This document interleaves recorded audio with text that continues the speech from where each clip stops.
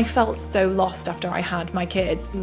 All of a sudden there was something in my life that was so much more significant and important, and it kind of made me feel like the business was so insignificant. This is so inauthentic now. I don't know what I'm saying anymore. I don't know what to say. I gave myself such a hard time about it all. Hello. I am so excited that you're joining me for this episode of the She Means Business Show, because I am joined by someone amazing, someone I'm so excited to have here, Adrienne Dorison. Like, oh my gosh, thank you for being here. I am so excited to have this conversation with you and talk about all things having kids and losing our way and Luminek, all that stuff. But thank you so much for being here. I'm so excited to be here. I haven't seen you in so long. We were just talking about like needing a catch up, so we'll just do it here. I love it. We were talking about, it was 2018. We went to Necker Island together for the mastermind, which was amazing. And at the time I had my son Casey, who was like 7 months old. And Kelly, my husband, came with me as well, because otherwise it would have just been crazy. And I was breastfeeding, like exclusively like breast. I suppose he would have been weaned a bit by then. But I remember it being so, like, I was in such a crazy place in my head. And then I want to kick off this podcast as well, that links into this point about where I was at in my head back then. Last year, you posted out something on Instagram. And I actually want to read what you wrote, because when I read it, I was like, oh my gosh, this is me. Like, it hit me so hard. And I really want to talk about this, because I think that, let me stop waffling. Let me read what you wrote. Okay, so this is what you posted. You said, I was creatively drained for years after I gave birth to Kit. I literally felt like when I birthed her, the process took my creativity and business motivation out of my body at the same time. I like to think of life through the lens of seasons, and there was a season for being much more unplugged from the business. Basically, the past 3.5 years as I had 2 babies. I wasn't ready to pour new ideas into the business, never mind execute on them. I worried I'd never have the same ambition again. 3.5 years later, I'm just starting to find it, and that's okay. I have changed. I'm a different person now than I was prior to having my children. My perspective and priorities completely changed, and I had to be okay with just going a little slower while my babies were very young. I had to be okay with doing enough to pay the bills and the team, and not needing to 10x everything and exponentially scale. I feel like everyone in the entrepreneurial space is screaming this at us all the time, and it's exhausting. I had to give myself a lot of grace. I felt ashamed for a while that I wasn't doing more, being more, creating more. And then I realized that this was the point of it all. The whole point of it was that I could just be with my family and give myself what I needed during that season. So I honored the season. I went slow. I didn't create anything new. I was complacent because I needed to be. I had nothing left in the tank for creativity in the business. I needed to just do the bare minimum in the business and give my girls the best home. I think you continued it in the comments, but like, I remember reading that and thinking, oh my gosh, somebody literally just wrote down everything that's in my head and everything that I have felt. And for such a long time, I felt so alone with those feelings. And like, to be really, really honest, like, this isn't really, I've talked about it a bit, but I really want to talk about it more, because like, I felt so lost after I had my kids.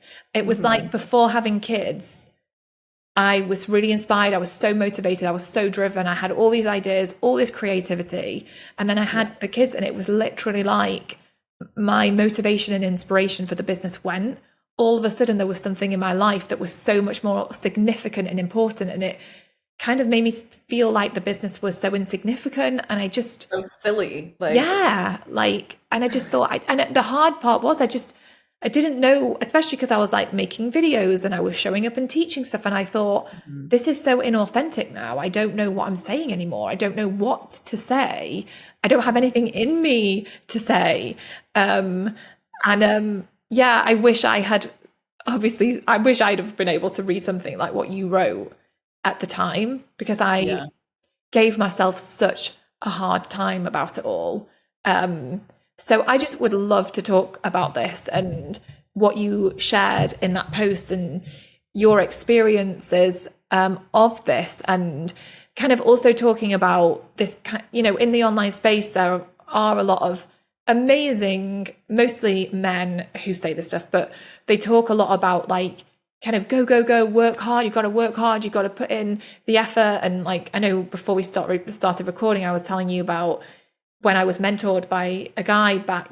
I just had Marley, my daughter. So she was like literally a tiny baby. I was breastfeeding, and it was just such masculine, like alpha male energy. And I was like, I can't do this. And I got so annoyed. You're And like, this is not the energy I need right now. yeah, but this pressure to feel like we have to keep doing more, being more, working harder. And it is exhausting, like you wrote. So Yeah. let's talk I about mean, it. even you like rereading like my post, like sometimes when you write things in the past and then even you go back and read them, you're like, wow, I wrote that. Like that's like I was so wise in a different, lifetime. Like I think about that even when I go back and I read posts from years ago, whether they pop up on my feed and I'm like, oh, like what's it like to be mentored by like past Adrienne, like do you do that to yourself? I feel like I Yeah. do that often. I'm like, oh, she was like, that's a different version of me, but she's still mentoring me now. Like we can mentor ourselves sometimes in different seasons. And um I I was like feeling the emotion of that Adrienne when she wrote that post, like Yeah. when she was feeling that. But it's a conversation that I think is not had enough. And that's why I wanted to share it. It's why I like talking about it. It's also like with the work we do at Run Like Clockwork, a big passion of mine in terms of helping small business owners like remove themselves from the day to day of the operation is fueled by my maternity leaves and like knowing that there's a lot of entrepreneurs, women specifically, who don't get to take that time Mhm. because we're entrepreneurs and either, we're externally feeling forced to just keep going by society or cultural standards or mentors or whoever it is, or from a financial perspective or from an internal business perspective, potentially we don't have the runway or the team or the systems to take the time off that we want or need with our children during parental leave, but also like sick, times of sickness, illness, whether it's you, your children. Like I just became even more fueled for our work in that way because I had experienced it and because I've talked to so many women and even men who, as soon as they have a baby, like they're back to work. And Yeah. I'm like, that could not have been, I mean, I guess it could have been my experience if I had, like, if you had to, but I'm so grateful that I was able to take a step back. But that still doesn't mean that I took a step back without self-judgment. I think there was still a lot of self-judgment because when you have a baby, like you literally are a different person afterwards. And I wasn't prepared or expecting to not, like I thought I was gonna like have this maternity leave where I was like so ready to come back. I couldn't have imagined like not being ready to come back because I loved my work so much prior to having the baby. I was so ambitious, like I was driven. I was hustling because I liked it, right?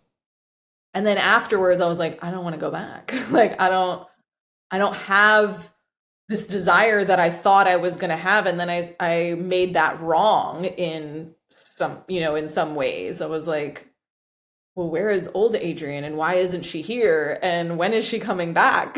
Yeah. and and can I even do this anymore? And do I want to do this anymore? And what does that look like? Right? I really had to like relearn myself and be patient with myself. I wasn't used to going slow. And I think I also, from baby one to baby two, I don't know if you have, feel the same way or had differences, but like I was so much kinder to myself with baby two because I realized like those moments and that time was fleeting and that the business would still be there whenever I did want to return and things would be okay. And but that I wouldn't get that time back. And so I was less anxious. I was kinder. I was like during my second maternity leave, I really just like watched TV and snuggled my baby, and I didn't Oh, make it wrong. You know, I was just yeah. like, this is what I want to do, and I'm going to do that. I love that you did that. I think I kind of did the opposite. I think one, it was strange COVID times when I had Yeah. Marley, my second, and I remember feeling this need because I'd had Casey, and then I remember just not being able to get into the swing of things. It took me like 8-9 months to kind of really feel like there was anything coming back, but there wasn't really anything. I was trying to force it so badly. And I remember trying to make these videos, and I have him sat on my knee and I'm trying, and I'm just like, inside, I'm like, I've got nothing. Like, I've got nothing. And then Yeah. when I had Marley, I felt like I needed to push. And I remember doing this like disastrous like joint venture webinar thingy of like launch. Oh, it was so bad. And I was Mm. just like, what am I doing? And it was like this runaway train. And I ended up doing this, and it was a terrible situation. And I wasn't in a good place in like, and then I feel like I never gave myself permission to go slow with her. I never gave myself permission to really soak it in. I think I soaked it in more with Casey than I did with her, which makes Hmm. me feel really sad. And I also, like, after I had Casey, I took some time off, and it was really nice to take that time off. And then the guilt started to build up, and the panic of like, is everything going to be okay? And I remember that January, so 2 months after he was born, I was on this amazing holiday in the Maldives with him, and it was incredible. And we had our best financial month ever that I didn't even realize at the time. And Yeah. I just felt really, really stressed. Like, I was so anxious and Mm. about this not knowing anymore, like what I was doing and what I was saying. And it was the first time in like so long where I felt like I wasn't this clear, driven, motivated, inspired, fired up person. I didn't know who I didn't know who I was. All I knew is that I just wanted to be a mum, and I wanted Yeah. to sit at home on the sofa, and I wanted to go for walks with him, and I wanted to just be with him. And it was all consuming. That's all I wanted. I didn't want it, like, the idea of telling people how to build an email list felt ridiculous. I was like, I don't care. Like, Yeah. what? This is like, no. And it Yeah. was just so hard to get my head around. And yeah, like with Marley with the second, I wish I could have given myself more grace, like what Hmm. you did, to just enjoy it. But I think this is where this pressure comes from, like whether you have children or not, like this constant pressure of feeling that you need to be like on it and going, going, going, going, going, going, going. And I think one of the biggest questions like I've been asking myself over the past few years is like what is it, like what are we doing here? Like, when is it enough? Mm. When can we Yeah. stop pushing ourselves for more? And like what would contentment look like? What would peace look like? And this like struggle between wanting to be successful and wanting to create growth in the business and all that stuff, but then wanting peace and wanting joy and wanting a life and wanting happiness, and like Yeah. it's this strange kind of this conversation I've been having with myself over and over and over and over again. It's a journey that I've been on.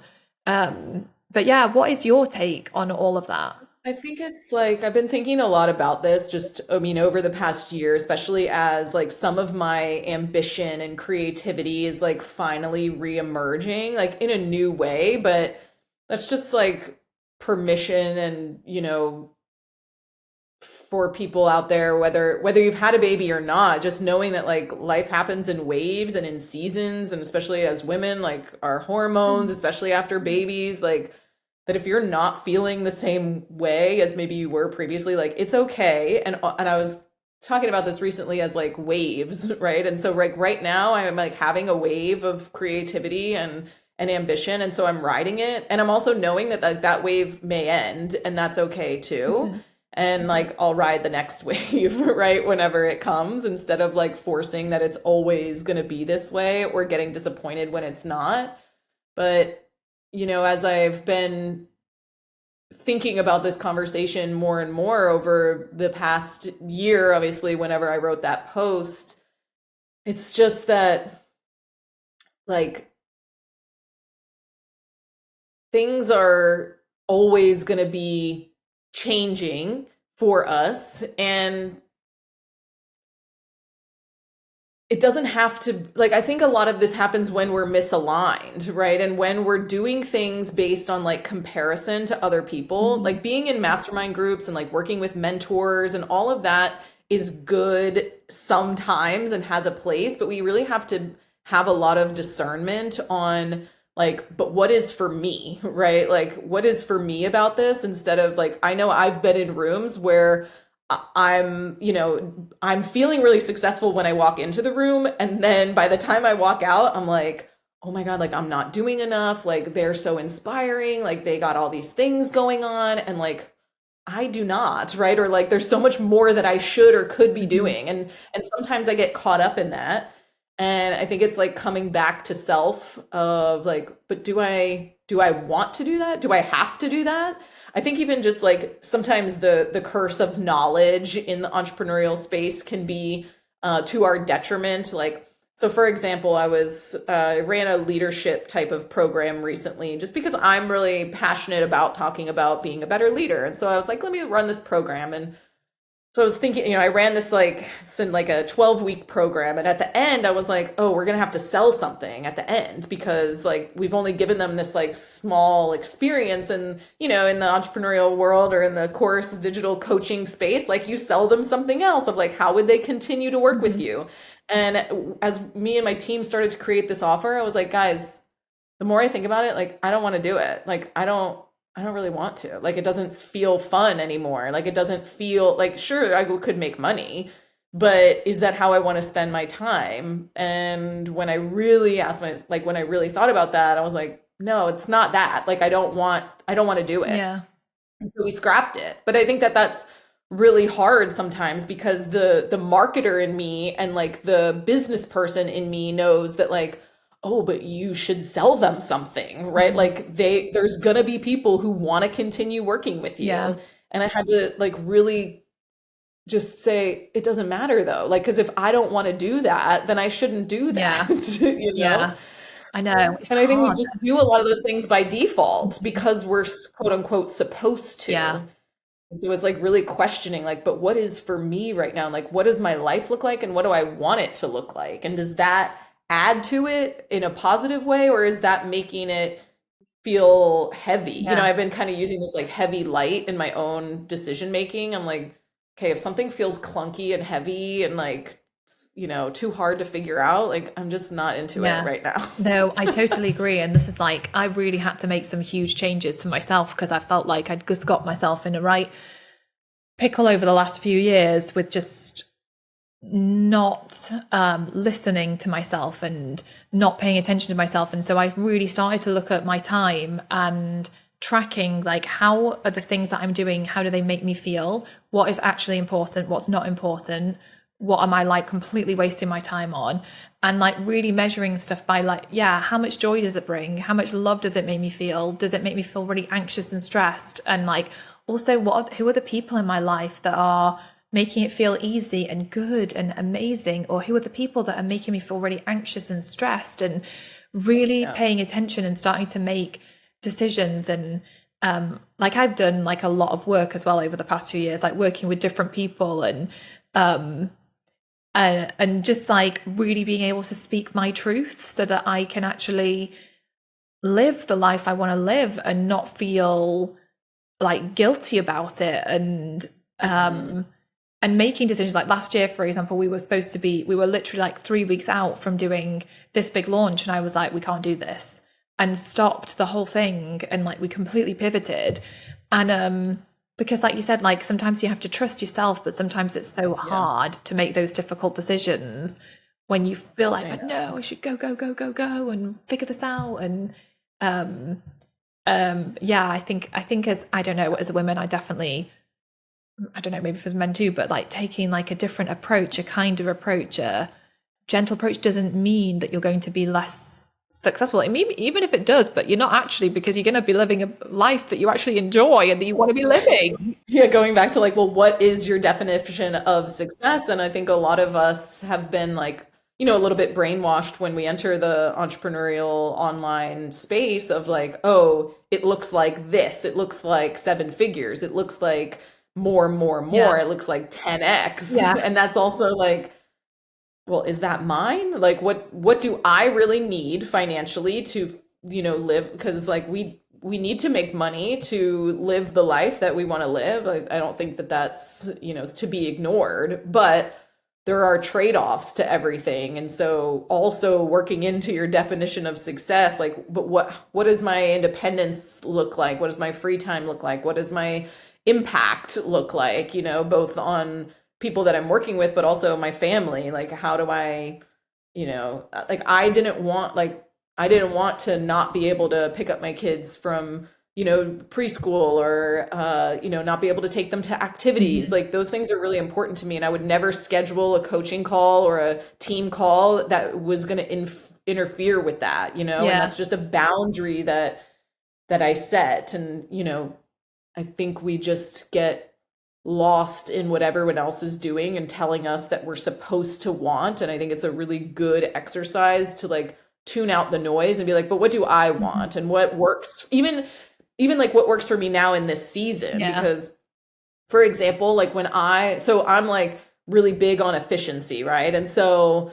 when we look at our calendars, the typical efficiency principle would be to put like all your calls on one day or something, right? Because when you have calls back to back, then, that's just going to be much more efficient. You're in the same mindset versus, okay, content creation or something like that, that's going to go on a different day, no calls interrupting. And that worked for me previously until I had a baby that I was nursing, and it was completely disruptive and impossible for me to be on calls all day long. So during that season, my team knew, okay, here's what works for me. 2 calls max on any given day. They have to be separated. Like I can't have a call that's longer than 2 hours or, 2 hours back to back, because like I need to go breastfeed during, this time. And so it's like being mindful of also what works for what is efficient in one season may not be efficient in another season. And what someone, some man might be preaching to you may not make sense for the season that you're in. And so I think that's also like, I find that as a mom, entrepreneur, and not to like diminish dad entrepreneurs, but I find when it's like the typical gender roles in a, in a marriage and in a parenting situation, that the mother ends up being more of the default parent. And that's not necessarily a bad thing. Like it's a choice that I make in my family. Like I want to be that person for my kids. Like I want to be able to be there. But that also means that I'm doing bedtime routine. So like I have a call that is at 7 p.m. with a mentor. And he's like, oh, the people who show up to these calls, like they're the real ones who are like committed. And I'm like, he has kids, but his wife is watching those kids. And I'm like, well, I'm a real one. I'm committed to my work, my business, but like, I'm not so committed that I'm going to skip bedtime with my kids. Yeah. And sometimes I don't even have that choice. Yeah. Like it's they want me and I'm going to be there for them. I'm not going to choose this over that. Or travel. Like travel has been really challenging for me as a I have young kids as an entrepreneur. Like, we network, and I don't know whether I should be inspired by you or just like when you came to Necker with your baby. I didn't have kids at the time, but I was like, oh my gosh, like she is like crushing life that she can like bring her baby here. And like, she's just, and now knowing that like maybe you were in a fog or like in a place where that was overwhelming for you at the time, but you still did it, but it's so much harder to do, right? It's like, that was not easy to do, both from a logistical standpoint, an emotional standpoint. Like there were times when you had to be away from the baby to like be in community with us. And, like it's just harder, I think, as a mom, because biologically everything in our body is telling us like, be with your baby. That is the thing, isn't it? Everything. And it's just, Yeah, it is hard. I Like I would have physical discomfort like Yes. in those early Oh my, days of yeah. being I just made away. stupid decisions sometimes. Like I remember doing a talk in London. So it was like I had to get the train down. So it was a couple of hours on a train ride. I was doing this talk and I was breastfeeding. I think Casey was 4 months old at the time. I do not know what I was thinking. I think I had pumped in the hope that he would take a bottle. He had never taken a bottle before. So I was like praying that he would take this bottle. He didn't come with me. He stayed at home. I was doing this talk. My boobs felt like they were going to explode. It was so painful. I got on that Been stage in there. front of Yeah. hundreds of people and my brain was not even working properly. And I stood there trying my best. And all of a sudden I was like, I don't even know what I'm trying to say. And the only thing I could do was say, I'm so sorry. I have a 4-month-old baby at home. I have so little sleep. I don't know what I'm even talking. I don't even know what I've completely forgotten what I'm saying. You'll have to bear with me. And in that moment, I wanted the ground to swallow me up. But afterwards, like all the women were just like, that was so amazing. Yeah. Thank you. Because they'd watched me be so human and just but I think why the hell did I agree to that? Like, but you obviously don't know at the time and you're trying. But I think as I've Yes. gone along, some of the things that have helped me, like you've just talked about before, boundaries, like I started to create like these non-negotiables for myself so that it kind of gave me the rules, my own like rules to play by of like what was an absolute, like, I'm going to say no to that. And so I started to like, when the kids were a little bit older, like to take Fridays was the, like my non-negotiable like day with the kids, and like making sure I was like there at the weekends and doing like bath and, you know, bedtime and Yeah. being there for those things. Like I've got a mastermind coming up and I wasn't able, like I'm in a mastermind and there's 3 meetups a year and I couldn't make it to the one in January. And the one in June falls on my kids' sports day. And I'm like, if I am not there for their sports day, I will be devastated. They will be devastated. No, I am choosing Yeah. sports day over going to this mastermind. And I'm like, it's cost me a lot of money, but like I will choose my kids over my business every single time. And I just think it's like, I have so much more conviction now in the way I want to do things. I think as well, like more confidence, like in myself. I remember when I had my first son, like I remember losing all my confidence and just thinking like, it was amazing. At the same time, I didn't have a clue what I was doing. And I don't know, it's like this incredible, amazing journey, but you just lose yourself in it, don't you? And Yeah. it's just, but it's interesting though as well. Like you talked about comparison before, and I remember seeing other people at the time who'd had kids and they were like so fired up and they had so much inspiration and it really inspired them to create more. And I was like, God, that did not happen to me. Like, I was just like, should I shut my business down? Do I want to keep going with this? Like,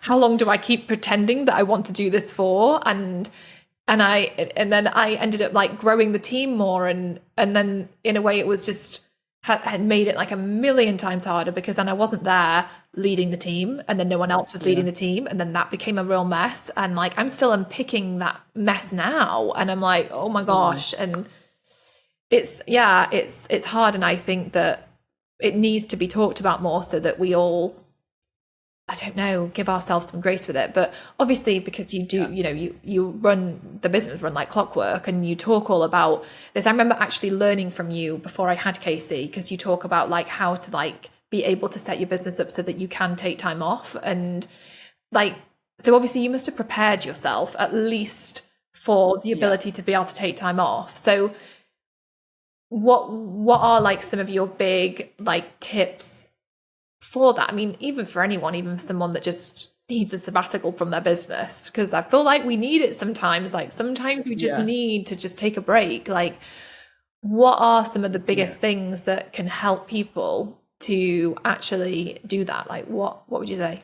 I mean, and a lot of times with our clients, like it's not necessarily like a maternity leave or something like that, right? Like those are the, you know, big ones, but sometimes it's a health issue and they have to step away, or a mental health thing. They need like they're burned out, they need some space, or a holiday that they would like to take and not have to be still showing up for the business. And so one of the biggest reasons that we can't take that time away is because all of the decisions live with us, right? Like we may have team members who can do things, like quote unquote, they can execute on tasks, but they're still waiting for us to like make the next decision so that they can move forward. And so we always have our clients track their time for about a week to really understand like where is my time really being spent, both from a like what activities am I doing, and then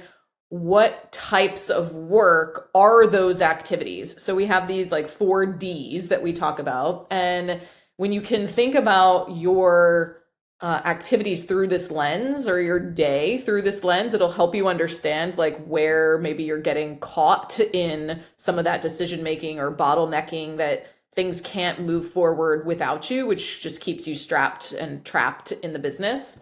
So the first D is the doing, right? Like, are you doing the activity? So it's just really executing the task. And, a lot of us still have doing on our plates, and that's okay. It's not like a bad thing. It's just doing needs to happen to add value to the marketplace. But we just want to make sure we're doing the right doing, and, handing things off to other people that can do some of the other things that maybe don't require our level of skill or experience.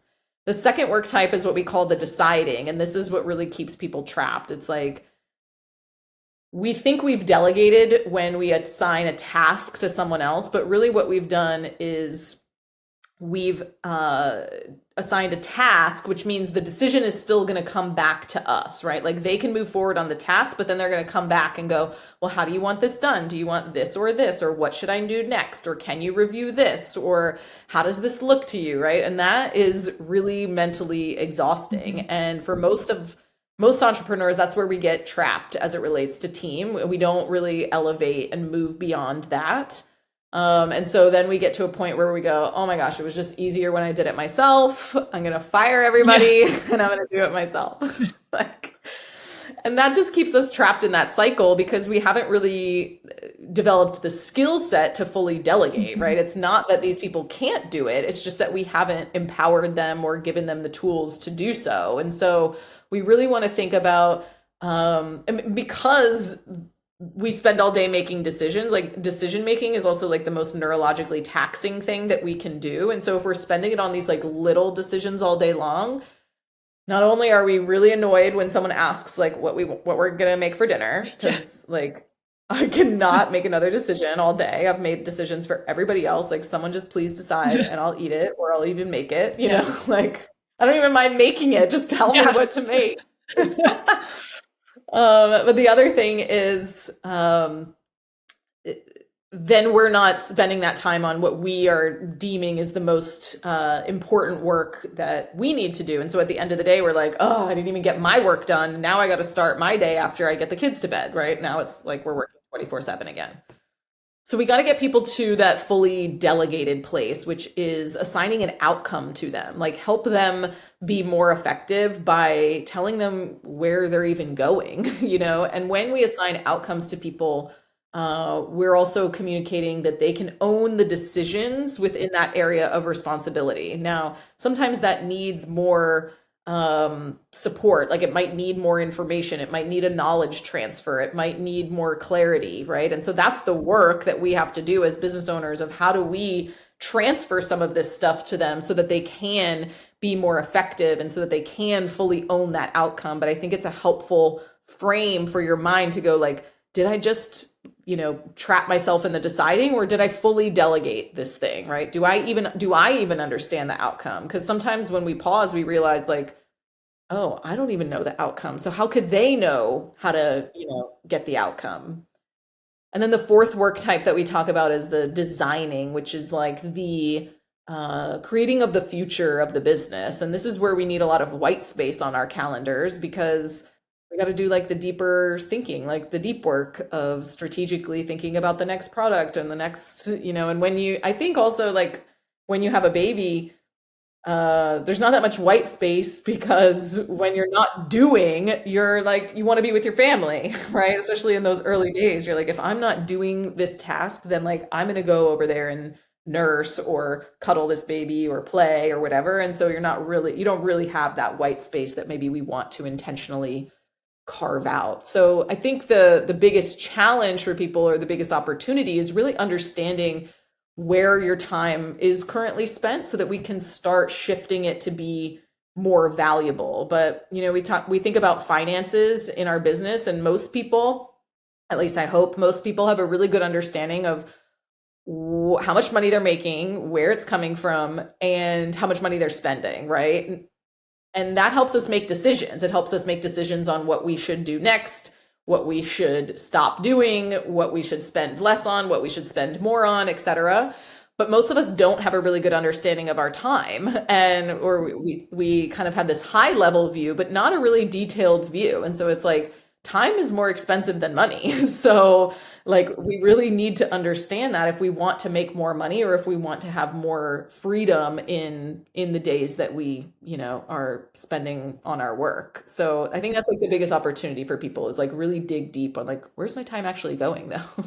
Oh my gosh, this is something that I've been working on so much over the past like year or so. And just like, and I think what you're saying about like, we need the white space, like we really do. And I think it's the last thing we give ourselves permission to have, Yes. because we feel like we should be doing something. And if we're not doing something, and we feel it. Yeah. Then with the kids. And I remember feeling as well, like a lot of my white space came on the weekends, or came when I went on holiday. And then I was like, all of a sudden I'm like, there's no white space here anymore. There's nothing, I don't have this time for myself. And I felt like I also made me feel very disconnected from myself, because I wasn't getting that time to like look inward and go inwards with it.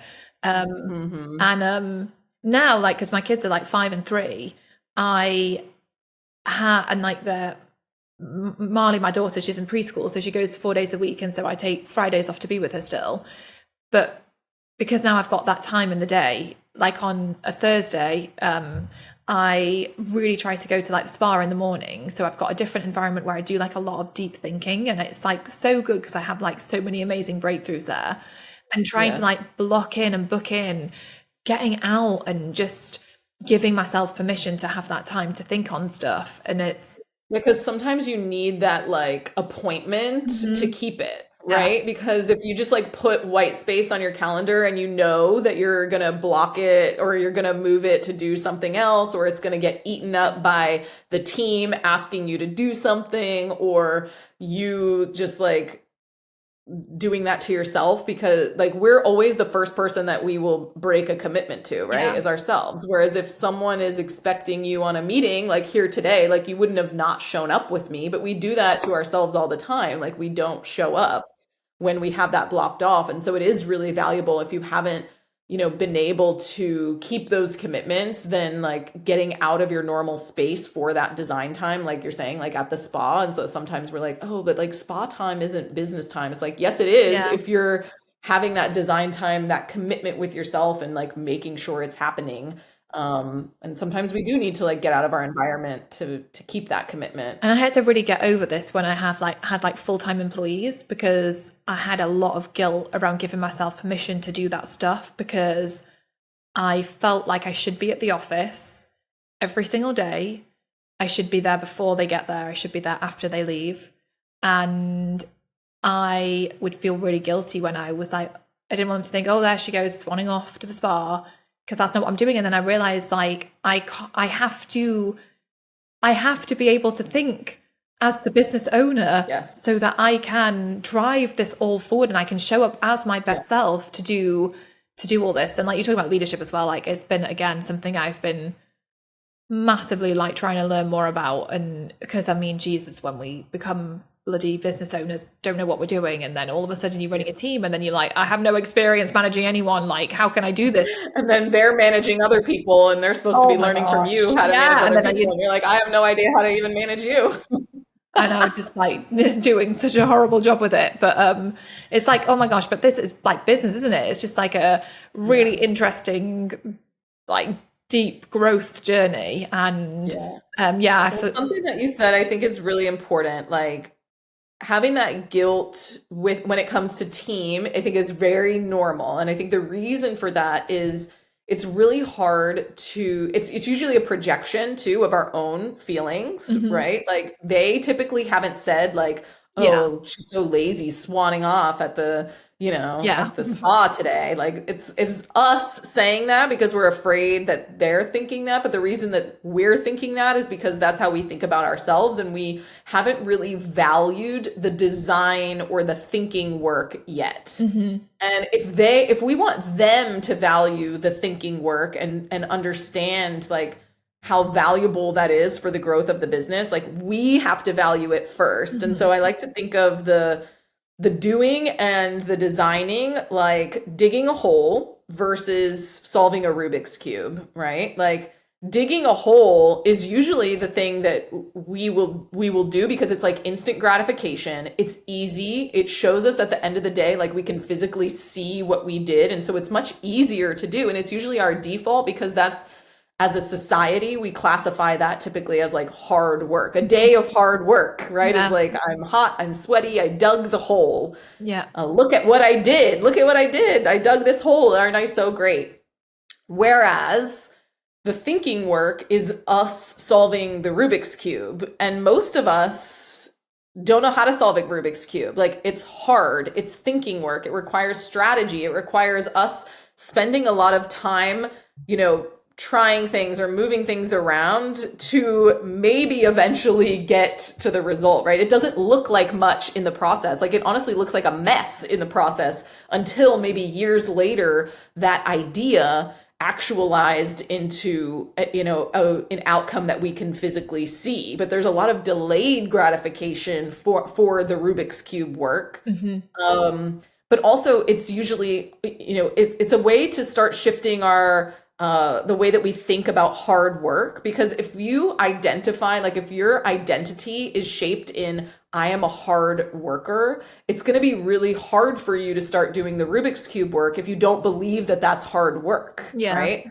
We associate the digging of the hole with hard work, but that's actually easy work. Like that's the work that we would usually choose to go do because it's the instant gratification, because it's easier for us to just like, oh, I know I can do this, so I'm going to do it, versus actually the Rubik's Cube is the harder work. It's like, how do I solve this? And you think about your business as this Rubik's Cube, right? And so I think if you can start to value the design work at a higher level, then you'll be able to explain that to the team too, of like, I want to make sure that we have a future for this company. And if no one else is thinking about the future of the company, then we don't have a future of the company, right? Yeah. So like, I have to go and do this Rubik's Cube work. I have to do the bigger, the deeper thinking. That's such a good analogy.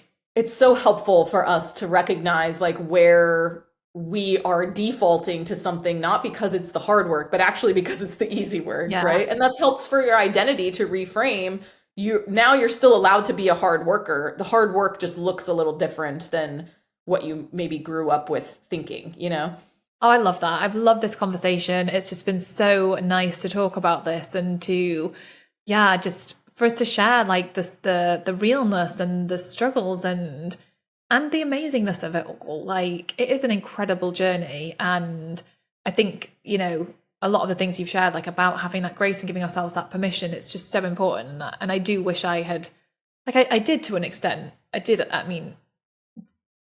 I felt really fortunate when I had kids that I was in the position I was in to be able to take off the amount of time I did take off. I felt so fortunate. I think my problem was in my head with that struggle and kind of losing myself. Which is like a pay it forward here for other people.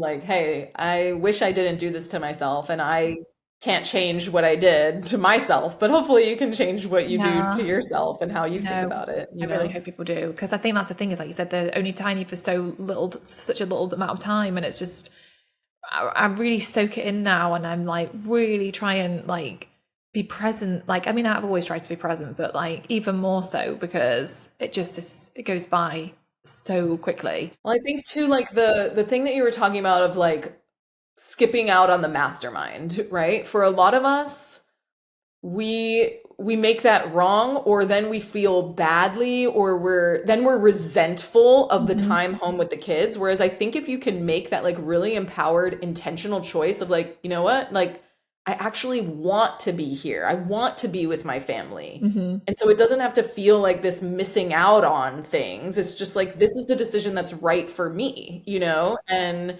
I think sometimes it takes us time to get there, Yeah. but everything will be more enjoyable when you're not resenting the decision that you made. Yeah. You're just like really clean with it. It I feels like the right one. totally agree. And I think this comes back to like what's really helped me is like creating my own rules. I think if everyone had their own rules that they could play the game of life by, their game of life by, that they've defined for themselves, it makes life so much easier, because then you know what is a yes, what is a no, you know what your non-negotiables are. And it's just, it's so freeing to establish that, and obviously keep establishing it and changing it up. But like, yeah, it's helped me so much. How long would you say it took you after having kids to like, I think you said in your post like 3.5-ish years, like of like feeling like you were kind of getting back to yourself, but it was a different you. And I think that's really interesting, because I feel the same way. I am not the same person. And I've only just started feeling like I can start showing up a bit more consistently, even online, because I haven't been, and it's getting back to saying something again. And I feel excited again to start doing that, but it is as a different version of myself. I think it really took me like of 4 years. Like I would say my daughter turned 4 this January, and I've just started like over the past 6 months, like feeling more consistent, feeling more like I have something to say again. Like you were saying, like I just felt like I didn't even know what I wanted to say. Like I didn't have any thoughts to say. Yeah. And then because I didn't say anything for so long, I built up this pressure of whatever I say, it has to be really good and like earth shattering, because I haven't said anything in so long. So what am I going to say that's even worth saying? And so then I like made it even more of a thing in my own head, and which discouraged me from saying anything for years, in terms of like consistent business content, or even just thought leadership content. I was just like, I don't know what to say, and there's so much pressure to say the right thing or the best thing. And so now I'm feeling more creative, but also just the more that I share, the less pressure I put on to share the most important, profound thing. Yeah. And so I think it's almost like I built it up for myself. And now that I've broken it down a little bit with like this little burst of wave energy, I think hopefully it will be easier to keep up, because I'm not putting that, like, if I say something that's not that wise today, I'll say something different tomorrow, and maybe that will be helpful, I totally agree. So I think it took like a long time to get there, but I am still a completely different person. And I think my priorities, are most importantly very different. Mm-hmm. And when I first had my kids, you have a whole different perception of like your mindset of the world changes. I was listening to this book recently, and it was talking about like your mindset can change in an instant, right? Through something like having a baby, or through, something transformational that happens, right? So when you leave your house to go have your baby, for example, like the way that you look at your house when you left is very different than when you come back to that house. And now you're looking at that house as like, this is my baby's home. Like, what isn't safe here, or what isn't conducive to my baby? Like your frame is totally different. And so I think that my frame for business now is just totally different than it was pre-babies. And it's never going to go back to what it was, because I have this new shift. And same thing for my priorities. And I found it hard in the beginning to reconnect with some of my business colleagues and friends who didn't have kids. I was like, just stop talking about business. Like, I don't care, like it was all that they talked about, but I'm sure that that's how I was pre-kids too. It was my whole identity. And now my kids are not my whole identity, but a piece of my identity now that really has a bigger priority. And so I don't want to just talk about business anymore, like that's not all that goes through my head. And so it's not to be judgmental of those people. It's just that like we're operating on a completely different plane now, I totally hear you on that. My sister always used to say to me, God, you're so boring. Stop talking about business. And then I had kids, and then I was like, just don't have anything to say about it anymore. Like it's funny how it just changes. And but I think that's the thing, isn't it? It's like allowing ourselves to evolve, allowing ourselves to get to know ourselves again, and stopping putting pressure on ourselves that we have to be someone that we're not, or that we have to stay as we are, and just kind of finding peace with the whole journey and process, really. At least that's what I've been trying to do. I think that's a good way to put it, right? Is like really giving yourself space to get to know yourself again in like this new version of you. And a lot of us just don't give ourselves that space, or we have this expectation that we're supposed to be the old version. And it's like, no. I know, yeah. Oh, this has been so amazing. Thank you so much for coming and chatting about this. I just, yeah, it's so inspiring and so helpful, and I've just loved it. So thank you. Me too. Thank you for being open and vulnerable to also have this conversation. I hope it's helpful for people. So do I. I really hope so too. You obviously have so many amazing like resources and all sorts of different things that can help people to help them to like run a really efficient business. Where is the best place for people to go and connect with you? We'll leave everything in the show notes. Yeah, they can go to runlikeclockwork.com. That's kind of the hub for everything like book, podcast, course, whatever we have a certification program if you want to use our tools to support other people. But runlikeclockwork.com. And then if you want to just hear my thought leadership and musings, I'm at Adrienne Dorison on social media. Facebook and Instagram are where I spend most of my time. So amazing. Thank you so much. You're amazing. And it's been so nice to chat and catch up. I really appreciate you. Absolutely. I hope you've all enjoyed this episode. Let me know, send me a message on Instagram at I am Carrie Green. Tag me in a story, tag us both in a story, and share your experiences if you have been through this. And would love to hear from you. So let us know. And I'll see you next time for another episode of the She Means Business Show.